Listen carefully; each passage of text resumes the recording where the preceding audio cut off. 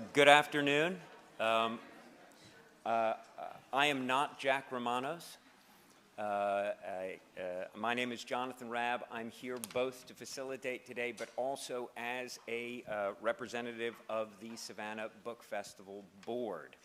And I'm here, if you've attended and if you've heard this before in other sessions, please recognize how important it is that we're doing this. If you've attended a festival before, you know it's extraordinary for a board member to get up here and stand between you and hearing from a Saturday author. And the reason I'm here is because of extraordinary circumstances. Nearly 90% of the festival's income is from sponsorships and donations. Over the past 16 years, that generous support has allowed us to provide Festival Saturday for free. We are incredibly proud of this gift to the book lovers of Savannah and our friends from all over the country, many of whom travel here year after year to be with us. But this year, the cost to put on the festival, transportation, accommodation for authors, venues, and rentals, has increased significantly, while our income has largely stayed the same. Unfortunately, this is not sustainable for us. Each year on Festival Saturday, we have yellow buckets for donations. We have them again this year along with a new Venmo account to make it even easier. Please do not ask me how to set up a Venmo account. To make it even easier to give right now by scanning the QR code on the back of your program. Again, I have no idea what a QR code is. That is why I have children. So, I'm here on behalf of the Board of Directors to ask you to give to SBF today. If you enjoy Festival Saturday just like it is, with dozens of authors speaking at many venues, all day long, for free, then we need you to make a donation in support of Festival Saturday. Thank you very much, and I hope you enjoy.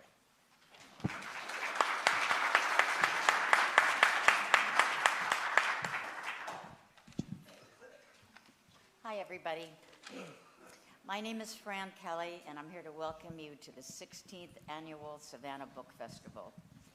This year's festival is presented by the Philip E. and Nancy B. Beekman Foundation, David and Nancy Cintron, Robert Faircloth, the Courtney Knight Gaines Foundation, and the Gerald D. and Helen M. Stevens Foundation, with a special thanks to a grant from Georgia Humanities. We're especially grateful to John and Fran Kane for sponsoring the Jepsonesis Auditorium today. We'd also like to welcome all our generous sponsors and Literati members, and it is through your support, as we just heard, that we're able to make these festival events possible and free. 90% of our revenue comes from our donors and Literati members, and this year's festival costs 30% more to produce. I thought you might say that, Jonathan. Before we started, I have a couple of announcements. Todd Doughty will be signing festival purchased copies of his book in Telfair Square immediately following the presentation. If you're planning to stay for the next author, who is David Yoon, please move forward, and so then we can see how many seats we have left to fill. Please make sure that your phone is off and don't take any flash photography. There is a survey on the back of the program, and you're going to have to use the QR code to do that. But it'll give you a chance to comment about what you've seen and what you'd like. Later, when you exit the venue, you'll see the volunteers holding the yellow buckets. These yellow buckets are terribly important. You got in here free, but we'd really like you to contribute something when you leave. If cash is a thing that is passed for you, you can donate via Venmo on the back of the program. We'll have the opportunity for questions and answers at the end of the talk. please just raise your hand and an usher will be able to bring you a microphone. We want everyone to be able to hear your question.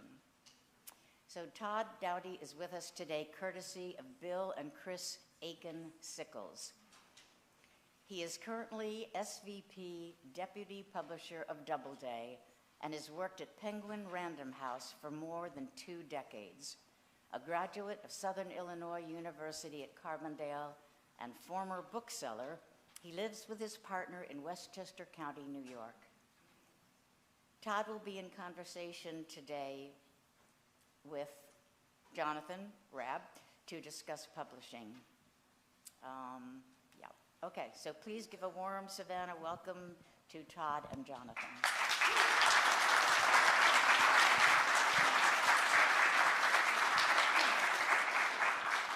First off, Todd, thank you for being here. I'm going to introduce you a little bit more. This is a unique experience at the festival because we get to see inside how the machine works. But even more fascinating, this year, our person from inside the machine also has recently stepped outside of the machine, and Todd has written his own first book. So we're going to talk both about that. It's rare when someone knows how the sausage gets made that they actually try to sample the sausage, and you have decided to do that. As you heard, Todd's a senior vice president, and just listen to the list of people that Todd has worked with over the last 20 or so years. They include John Grisham, Dan Brown, Pat Conroy, Adriana Trigiani, Kevin Kwan, Margaret Atwood, Ian McEwen, Candace Miller, David Gran, Cormac McCarthy, Hampton Sides, and just wait for this last one, Bono. I mean, who gets to do that? That is an extraordinary life. So, and also, he has just written Little Pieces of Hope, Happy Making Things in a Difficult World. So before I ask a single question, can I please ask you to happily invite Todd? Thank you. Thank you all for having me. Thanks for pinch hitting today. I want to begin by saying I haven't been to Savannah in about 26 years. Your city is just as beautiful as I remember it being. And the added bonus on Thursday was that when I came here in 1997, I had just read Midnight in the Garden of Good and Evil, which of course was published by Random House, as you all know. Mercer Williams House was not open as a museum, but it was on Thursday, and I totally fanboyed out the entire time during that tour. So thank you all again for having me. No, it's our pleasure. We're going to dive right in.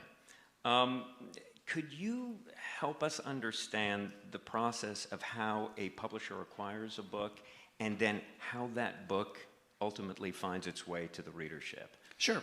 So I'm in publicity, and publicity is what I call the caboose of the publishing train.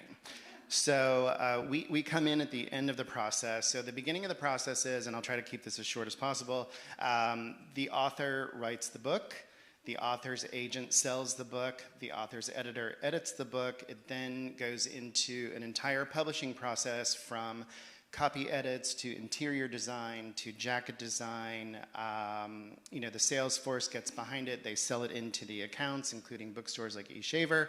And then at the very end, before the publication, about 6 months out, is when publicity and our colleagues in marketing step in. So what the heck does a publicist do?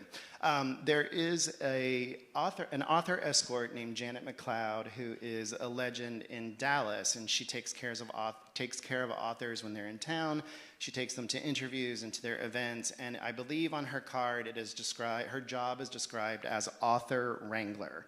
So that is what a publicist is. We are author wranglers. We are, a colleague of mine once described it as part schedule maker, part cheerleader and part therapist, which I think is kind of an apt description of it. So the basics of being a publicist, when you see an author on CBS Sunday Morning, or the Today Show, Good Morning America, CBS Mornings, when you hear them on NPR, when you read an article about them, either in print or digital, or you hear them on a podcast, and then finally when you see them at a bookstore on tour, a publicist is the person who does all of that pitching. The difference between publicity and marketing is paid promotion and publicity is earned, or what I call free promotion, mostly through media and then through our bookseller partners. So that's sort of the easiest description that I can make of the job. There's going to be a quiz at the end, so I hope you're all taking notes. That was unbelievable. But what is the day-to-day? I mean... The day-to-day is the great part about it is that you're working on things that are happening right in front of you. Like right now, I run the 4 publicity departments in our group, which are Knopf, Doubleday, Pantheon, and Vintage Anchor. We have a Knopf author, Dani Shapiro, who is here, and she will have an event at 4:30. You should go hear her talk about her book, Signal Fires. He's always the publicist. Did you just get that? But what we do is, you're working on a book that has an immediate launch. Margaret Atwood has her new short story collection called Old Babes in the Wood, which is out on March 7th, that I'm working on.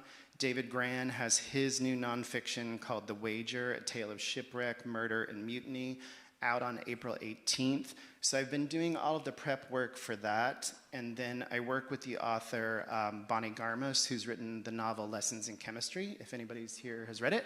And she's heading out on her first big US tour next week. So I'm working on all of those different projects, but conversely, last week before I left, yeah, that's right, we just had spring launch 2024 meetings, which is when we get in a virtual room together and the publishers and editors talk about the list that's coming up in the next year.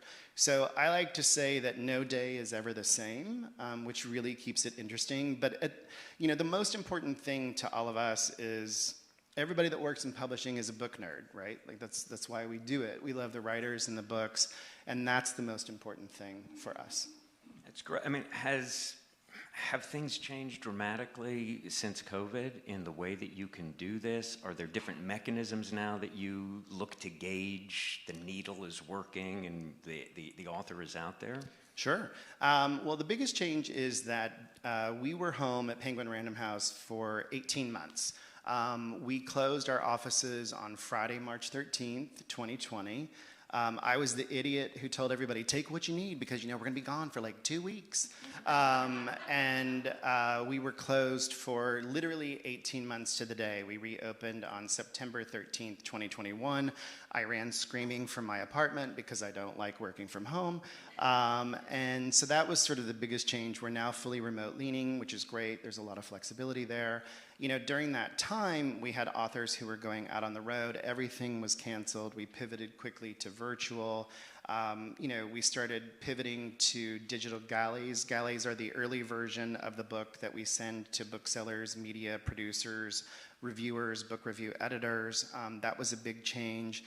So it was kind of a watershed moment in how we do things, but I think our group specifically did a really great job of holding everything together on the publicity front. I'm biased, but I think I have the best colleagues in the business. And we were able to quickly pivot and also keep all of the media for the most part that we had for the books that were launching at that time. The biggest change was not having events like this where everybody's together, and we did pivot to virtual. Early on, there were some pretty amazing things. In 2020, John Grisham released his sequel to Camino Island, and it was called Camino Wins, and we wanted to do a big virtual event for him. So he asked his buddy Stephen King to come together to do a virtual event and discuss writing and the books. Stephen had his short story collection out at the same time, and we donated the proceeds from that hour to Bink, which is a bookseller charity, and I believe they raised, it was around $44,000 in 45 minutes for the charity, which was really amazing. Yeah. I mean, that's a big sort of world historical event that you have to play with. But I would imagine that in the day-to-day, the context, the news of the world is also going to make you have to turn on a dime sometimes in how you're going to promote a book, how you're going to promote an author. Sure. There are times that things can go off the rails because of a news event. Usually it has to be something pretty monumental. You know, I was talking to somebody the other day about scheduling a book in the fall of next year, and one of the interesting things, this is just a weird little anecdote that I found fascinating, is that during an election cycle, there's actually fewer slots on NPR as you get closer to the election for other pieces, including culture, just because so much news of the day is happening. You know, but for the most part, most of the campaigns stay pretty much on track. I'm going to ask a tough question. Okay. Things have been shifting pretty dramatically on the cultural front over the last 5-6 years on what can be published, what can be published. Whether it's from the left, the right, you know, different people saying that doesn't work, that does, who can write, and so forth. Have you felt that the impact of that in what you were doing? Not so much on the publicity side. I think definitely on the publishing side. One of the most interesting answers that I heard to a question like this, we published the author Hanya Yanagihara, who wrote a book a few years ago called A Little Life. Huge bestseller, wonderful book. I worked on her last book last year called To Paradise, another amazing novel. And we were at an event and she was asked this question and she said that, and I've heard other writers say a version of this, and it's something, you know, that's really interesting, which is the story has to be true. You have to be true to the story. You have to be true to the characters. You know, you can't be, it can't be an impersonation. It just has to be true. And that's sort of the through line that I think has to happen. Wow. Yeah. I mean, it's, one hopes those wise words are heard everywhere. Obviously, you've worked with some of the biggest names in publishing. I've been very lucky. And I am guessing that people would love to hear some of the more fun stories you might have. Okay. About, if you want to. Sure. I don't want to put you on the spot. Sure. Well, I was in college. My college roommate and best friend is here today. Jeremy is here. We've known each other since we were 12 years old. We were in college, and there was this guy who wrote this thriller that came out. It was about this young man who worked at a law firm, and it exploded and became a huge bestseller and became a movie starring Tom Cruise, and it was, of course, John Grisham's The Firm. We were obsessed. I worked at Books A Million at the time during college, and I remember tearing through that, then A Time to Kill, or then Pelican Brief and A Time to Kill. And when I was in college in 1992, I actually wrote John a fan letter. And much to my surprise, months later, he wrote back to me and told me that his new book, The Client, would be out fairly soon. So flash forward to 2015, and I was director of publicity at Doubleday at the time, and my work wife, Allison Rich, had worked with John for a long time as his publicist, and she left to go do something in corporate, in business development at Random House, and I took over as John's publicist. So to have a full sort of circle moment from fan letter to being able to work with him was kind of amazing. So he was in New York promoting the book that was out called The Whistler at that time, and I actually brought in the letter, and I still have the envelope, and showed him. It was kind of amazing. But the funniest part of it all is after working with him, he addressed the letter himself. It was his handwriting, which I just thought was kind of amazing. The other Southern writer story that is more a testament, or that's more embarrassing to me, is I worked with Pat Conroy, and I loved The Prince of Tides, and I loved all of Pat's books. And the first book we did together was South of Broad. And he came to New York, and I was so excited.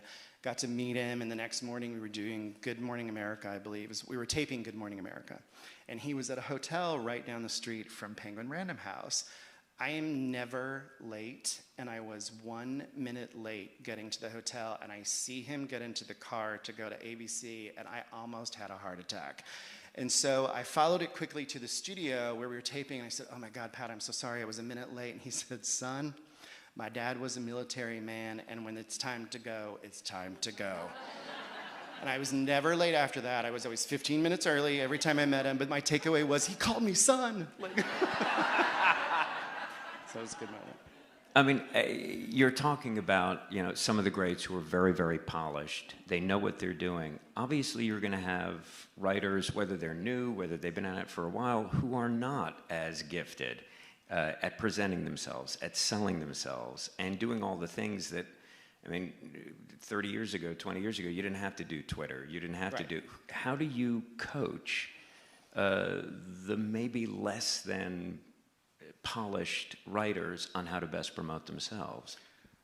That's a good question. I think there's a couple of ways to look at that. Usually for us, when we're pitching, you have to have your elevator pitch for a book, right? I call that the X plus Y equals Z.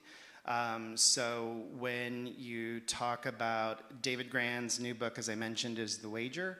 And my pitch for that is think Mutiny on the Bounty meets Lord of the Flies equals The Wager. That's the elevator pitch.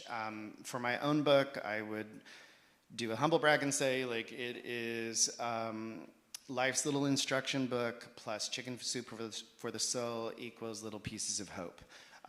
That's a big leap there, so I apologize. But that's part of it. So getting that pitch down, talking to the author about the points that you want to hit during the interviews, or if they're giving a talk, there might be a PowerPoint usually associated with nonfiction. We've seen a lot of folks today do that. Stacy Schiff was amazing this morning. You and I just came from Ilian Wu's event, which was incredible. I think it's basically honing in on what that message is. There are times that we use folks who are called media trainers to do these sessions where you talk about it and learn how to speak about the book in a certain way, in a succinct way. For the most part, that is truly successful. And then I think that there's always a little bit of magic that happens too.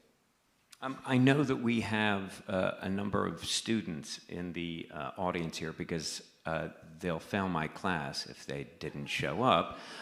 And I'm guaranteeing you they want to know, how does someone find a way into the industry in the way that you have? So I'm going to take you back, way, way, way back to ye olden times, which is 1995. I graduated from SIU on a Friday, and we packed up a U-Haul and moved the following Monday, and by that Tuesday I was living in New York City. I grew up in rural Southern Illinois. Chicago is here, Springfield is here, Carterville is here. We're about 45 minutes to Missouri and about an hour to Paducah, Kentucky. And when I was 16 in 1989, I took a Methodist youth church trip to New York, fell in love with the city, told my mom I was going to move there. Her one prerequisite was you have to graduate from college first. So that we literally just packed up and went. And I was a bookseller for about 3 years. And my friend Jerry Krasner one day at the Walden Books on Wall Street, which was the store I was at, said to me, "My friend Amy works at Random House.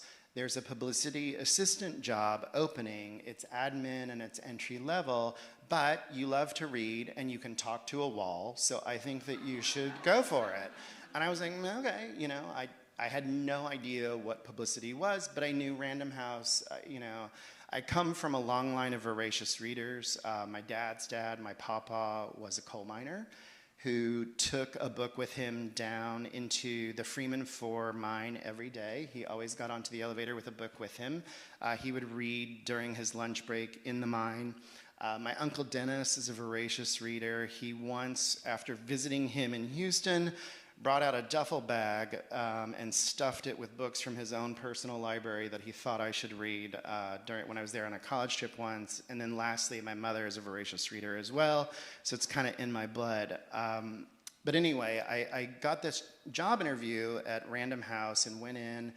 They were kind of explaining the basics of publicity and what the job would entail, and somehow, lo and behold, I tricked them And 25 years ago, they hired me, and it gave me the rest of my professional life. I have been very, very lucky, and again, not to belabor a point, but it all comes down to the writers and the books. Yeah. You're being very, very self-effacing there. Luck favors the folks who go for it and are focused. I mean, the self-discipline to do what you did, and the courage to simply say, I'm going to go in and do that. Were you aware that you were being that bold? No. I think that there is a very, how do I say, there is validity in being stupid and naive when you're 25 years old, because I thought publicity, like if I saw somebody on the Today Show, I thought they just called the author and the author went over there and went on camera. Like I didn't know there were people who were actually working with the producers and establishing relationships and then pitching the books for the shows. So that was kind of an eye-opener for me. And Random House really opened that door. I was the assistant to my first boss. Her name is Carol Schneider, and she had been at Random House forever. And my first day, her assistant Amanda, who was moving on, looked at me and she said, "When John Irving calls or Maya Angelou calls, you have to get her out of any meeting whatsoever. Just go interrupt." And I was like, "Okay." So it was a door that opened to me, and I was there for about 6 years, and then I briefly left to go to another publisher who shall not be named, and I stayed 9 months and then came back to the mothership. And in 2005, I joined Doubleday. And what's really interesting about that, I had always read nonfiction, but I was more of a fiction reader. And when I came to Doubleday on my first day, our publisher comes over and he said, I welcome, happy to have you here. I hear you're going to be working on nonfiction for us. So I just bought this book about Teddy Roosevelt going down this river in Brazil with his son Kermit in 1917. And it's by this woman who used to write for National Geographic. Her name is Candace Millard. Here's the manuscript. We're going to publish it this fall. Don't screw it up. Although he used a different word than screw. And that was my very first day. So it was kind of an interesting thing. And then during the course of my time with Doubleday, I've worked with Candace and a bunch of the authors that you mentioned, and it was really kind of just a wonderful thing to happen. And I promise I'll let you get another question in, but the last point to this is one of the most gratifying things that happens in publishing when you stay at a place for a long time, and a lot of us do, is seeing what we call a house author grow. So somebody like Candace, I started working with her in 2005. 17 years later, last year, she did her 4th book called River of the Gods, which is about the discovery of the Nile, which if you haven't read is an amazing book. And it became her 4th New York Times bestseller, and we've been together ever since. I did 4 books with Pat. I've done a bunch with Hampton. This is my 4th with David Grand. So one of the great things about being a publicist is the relationships with the media that you have to build, and people learn to trust each other, but then the relationships with the writers as well. Just going back just a moment, was there a moment early on, you said, I fooled them, I'm now in. Was there a moment where you were in that office and you were thinking to yourself, no, I belong here. This is what I do. No, I walked in every day terrified that I was going to get fired. There's still, we're back in the office, and I'm like, the key card works today. Great, I'm in. I'm trying to help the students. Come on, help me out here. There was a moment. Sorry. There was a moment. I think that what was great is when you're a student in college, I think this happens. I think when you are an adult, this happens in your own community. You find your people. And that's one of the many benefits of working in this industry is that I think I found my people. A long line of book nerds and reading in my family. You're skirting that question. You belong, and you know what you're doing, and people look to you. There's no way you walk into that first meeting and the guy says, don't screw this up. You had established yourself. Yeah, but I'm from the Midwest, so I can't just say, sure, that's totally true. I'm proud of what I do, and I think that, again, having somebody like Adriana Trigiani and I, she wrote the novel Big Stone Gap. She's an amazing human being and a dear friend. I started working with her in 1999. My friend Pam Cannon, who was her publicist, who is now a legendary editor, edited Paula Deen and many, many other folks. I took over that campaign, and it took, I believe it was her fourth book, which was Lucia, hit the bestseller list. And in my office, I still have the champagne bottle that we used to celebrate that day. But again, it goes back to that thing about the house author and kind of building folks. Yeah, but maybe it is, and I don't want to project, but it might just be the fact that you do have that Midwestern sense of, I got to keep on, I got to keep on. That actually makes you as successful as you are in the industry. Well, I mean, publicity is definitely a driving factor in sales, but it does take a village, truly. You know, the editor is the person who buys the book and sees the magic and then shapes it with the writer. You know, colleagues I don't know how the art department makes book jackets. Like, every person is a critic. I don't know how you do that. In my own book, Sabrina Bowers is the woman who designed the interiors, and I basically just said to her, I kind of want it to be big fonts and little fonts and different sizes and different fonts. And then she just said, okay, like that was it in the email. And then she came back with this brilliant design. So it's all part and parcel into making the book the thing that it is.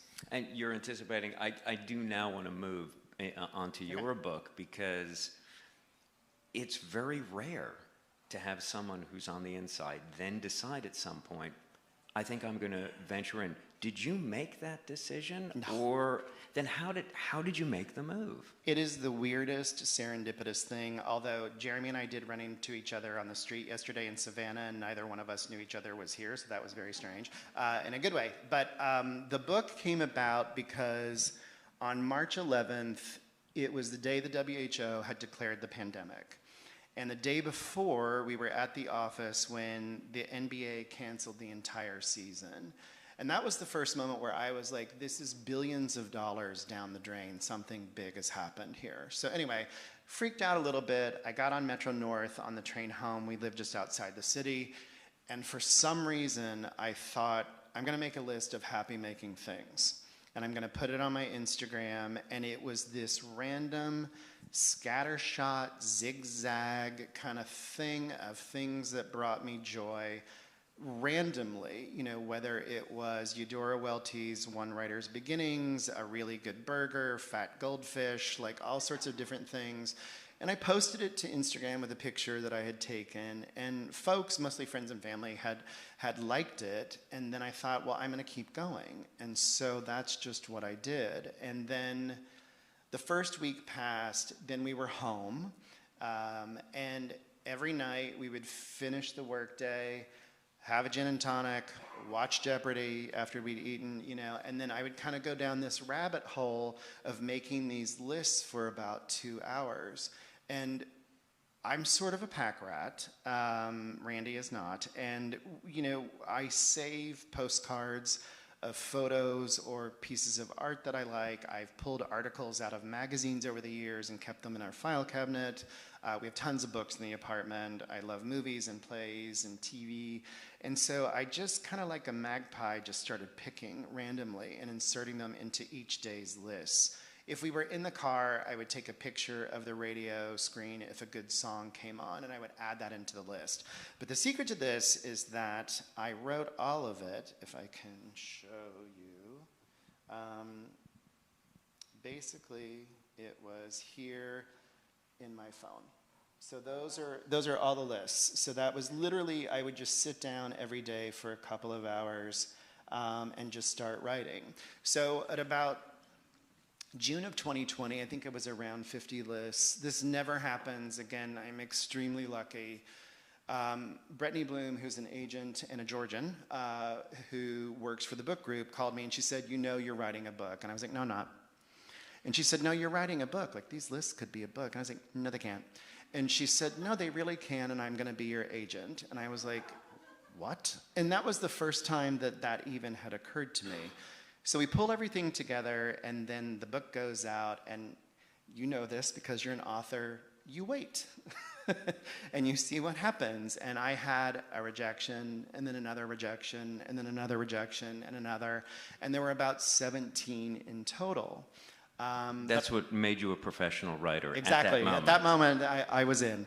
But then I had a meeting, Brittany had submitted to Penguin Life, and I met an editor named Meg Letter, and she fell in love with the book and saw what it could be, and we sold it, and I had a contract. And I was thrilled, of course, beyond my wildest dreams. And I thought, we're done. They're going to take the 50 lists, and this is great, and it's going to be published. And she was like, let's put the brakes on that. You're going to have to write some more. We need 50% more material than what you have already. It's going to be due October 1st. We need a first draft. And while you're at it, she said, I think that you need to write some longer pieces about things that you love. So why don't you pick 16 things that you want to write about? And I was like, okay. So then I took a piece of Stenopad and I put each day leading up to October 1st, and I drew a tiny little box next to the date. And every day that I made a new list or wrote an essay, I checked it off. I finished one day before the contract was due, have never been happier. Again, not late again after the Pat Conroy thing. And turned it in. And then for somebody who, as I said earlier, is the end of the publishing train, to then watch how a book is born was one of the greatest gifts that you could ever get in your job, because you see the other side of the fence and you see how it all happens. You know, it was working with Karen and Randy in copy edits, these two remarkable women who literally compiled everything that I had put into the book. Again, books, articles, feelings, memories, recipes, TV shows, plays, everything. It ended up being over 3,000 individual items in the book that they listed out. We went through, we made sure that titles were correct, everything was done. I tried not to have any repeats, though there are some Easter eggs throughout that do happen. The jacket was done very quickly by their amazing team at Penguin, so it was really kind of remarkable to watch it. Yeah, but having... One more? We need... Sure. Absolutely. Can I just ask one more? Is that okay? I'll make it fast, I promise. And it's just going to be the two of us. No, you do realize you've written a memoir. I know, I picked this, I did this, and I did this, but it's not haphazard. The book has an arc, and funny you call them Easter eggs. I would call that the shaping the arc of the book. Did you realize that while you were doing it? Was it outside forces that said, oh, you've got to do these 16 stories, we'll put them in this order? Or were you aware that you were really telling us about you? No and yes, a little bit. Like, when Meg had said, write these longer pieces about one thing that you love, it'll give the reader a break. Like, you should not read the book straight through. You should dip in and out. A friend of mine said it was a good bathroom book. I thought that was funny. My mother is the only person who has read it straight through. But, thank you. When I was thinking about that, so there's an essay in the book about red velvet cake. And my grandmother Peggy and I were very close. She's been gone for 9 years now. And every time I would come home to Southern Illinois, she would make me a red velvet cake. And I have in her hand the recipe, and then on the flip side is for the icing for the red velvet cake. And at the bottom it says, if you were here, I would bake one for you right now. Love, Grandma. So that's where, she was infused in that. And then the last thing, and I will shut up, I promise. In the dedication to the book, it's dedicated to Randy, my husband, and his mom. And then it's dedicated to my mom and her parents and her grandmother. And if you notice in the dedication, my mom's parents and her grandmother all passed on the same day. And my grandparents were hit by a drunk driver. My mother was in the car when she was 5, and other siblings, and they both passed. And when my great-grandmother went to the hospital to see her daughter and son-in-law, she died of a heart attack immediately. So bear with me, this does go somewhere. The last piece in the book, when talking about memoir, what I realized is throughout the whole scope of Little Pieces of Hope, each item on the list was something that had lasted. Something that had stood the test of time, or that I think will stand the test of time if you go back to it later. And I related that to my mother and her parents because I think the thing that lasted with her is the love that was infused upon her then got transferred to me. So the last one is called The Things That Last. And what you've just defined is what we want at the end of any book.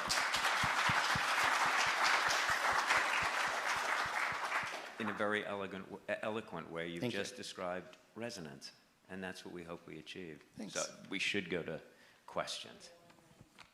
Yes, I would like to speak on a disturbing trend I'm hearing about censorship, over-censorship within the schools and the libraries, many losing all of their funding because they are not within the new guidelines in those areas. I find it extremely disturbing.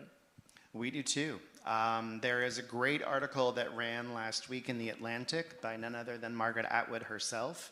The Handmaid's Tale was banned in a library in Virginia, and she took them head on in the piece, and you should absolutely go read it, and it was fantastic. I'm sorry, but I don't think anybody should be telling somebody else if they can or cannot read something. I don't think that's right. You know, if you don't want to read something and you don't like it, then don't read it. I mean, that's just sort of the way that I feel about it. I will tell you, son, you know, like, I think it's a serious issue. And I think that censorship is something that should be battled at every turn. Are you your own publicist? That's a very good question. No, I am not my own publicist. I had an amazing team at Penguin Life, and a friend of mine in publishing, she looked at me and she goes, "Listen to me. Don't be that person." And I said, "What?" And she goes, "Don't be that person. You offer to help once and then let them alone." And so that's exactly what I did, and it served me well. They were amazing. So it was a great team. I was wondering if you could share if you have any thoughts on the failed merger between Penguin Random House and Simon & Schuster from the inside. We lost.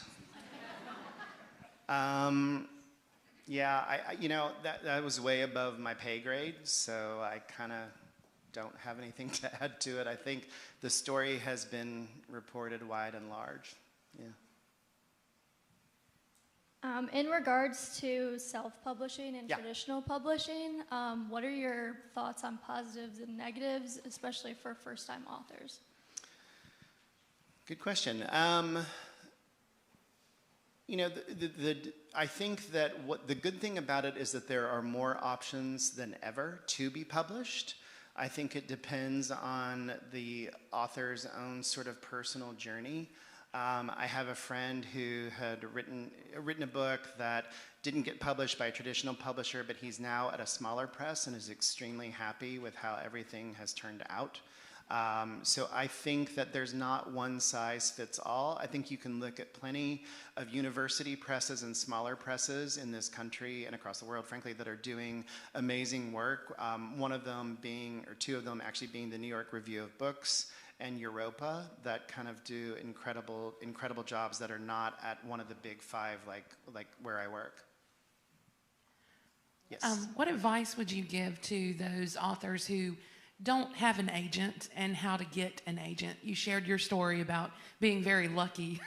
I was very, very lucky. How do we go about getting an agent if we don't have one? Sure. There are a couple of great resources that you should check out, which are Publishers Marketplace. They do a daily newsletter called Publishers Lunch, and on Publishers Marketplace, there are a list of agents in the industry. I believe it's on the right-hand side of the website, and it says what each of them are looking for, where they are, their submission guidelines. Publishers Weekly does the same.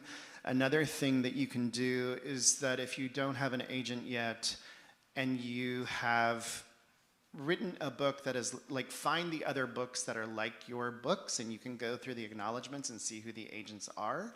But the one thing to adhere to is more than one thing. Try to have the manuscript in fighting shape. Try to have your proposal ready, at least in your mind, kind of what that elevator pitch that I was talking about, what the book is, who the audience is, what you bring to the table as the author in terms of experience, backstory, whatever. And then Yeah, I would follow the submission guidelines for every agent to the letter because they will explicitly say how to submit to each of them. I have it here. What constitutes success? And by that, I know a great many authors, as it turns out, and they're very unreliable when you ask them about how many books they've sold or how much they've made in the last 5 years. So this is not a cultural question, and it's not a personal question. What is happening in the industry now in terms of advances? What percentage of authors' books earn out the advance? What do you think of as a successful first novel? 10,000, 100,000? Any of those numbers that you are comfortable with? You know, I think that success is a relative term. I think that if you're a writer I'm a child of divorced parents, so I compartmentalize most of my life. So like being told that I was writing a book and finishing it was one thing, having an agent was another thing, selling it was another thing, then completing it was another thing, and seeing it out in the world was the last thing. Like I still can't believe that this exists. Like it's bizarre to me in the most wonderful way. That to me is the defining moment of success, not that it has to sell a bazillion copies, although that would be great. It's the act of the creating, and I know that sounds like a cheesy answer and that I'm deflecting, but it's the truth. And here's the way that I can describe it. In your life, whether it's something creative or something that you love or sports or whatever that thing is, music, blah, blah, blah, blah, blah, the only thing that I can equate it to is when I was doing this project for me, and it was during a scary time, right? But it was a place that I went to every day that was just for me. So pretend that there's a box in your home that sits in a corner, and you go get it every day, and you put it on the table in front of you by yourself, and you open the lid, and there's a toy inside. And you take out the toy, and you put it on the table, and you play with the toy, and the toy brings you absolute joy for the couple of hours that you are with it. But it has nothing to do with the rest of your life whatsoever. And then you take the toy, and you put it back in the box, and you close the lid, and you put the box back in the corner, and then you go do the laundry and get on with the rest of your day. That, to me, that discipline and that writing aspect of it is the success. You know, publishers are in business to make money. Most of them are not for profit, but it's the act of the creation itself that is truly, I personally think, is the moment of success. There have been plenty of books that don't commercially sell that are still amazing books. You know, and that's the heartbreak of publishing, because you buy it, an editor buys a book because they believe in the book and they believe there's an audience for it. But at the end of the day, it's that time for the writer, and I've spent enough time around a lot of them in the past 25 years doing this, that's the moment of success.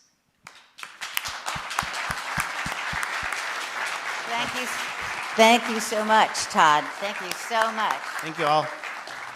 Please, Thank you, Jonathan. Warm welcome. Appreciate it. Everyone, please, as you're leaving the auditorium, please look at the volunteers who are holding those yellow buckets. Let's keep Savannah Free Saturdays going, okay? Thank you so much.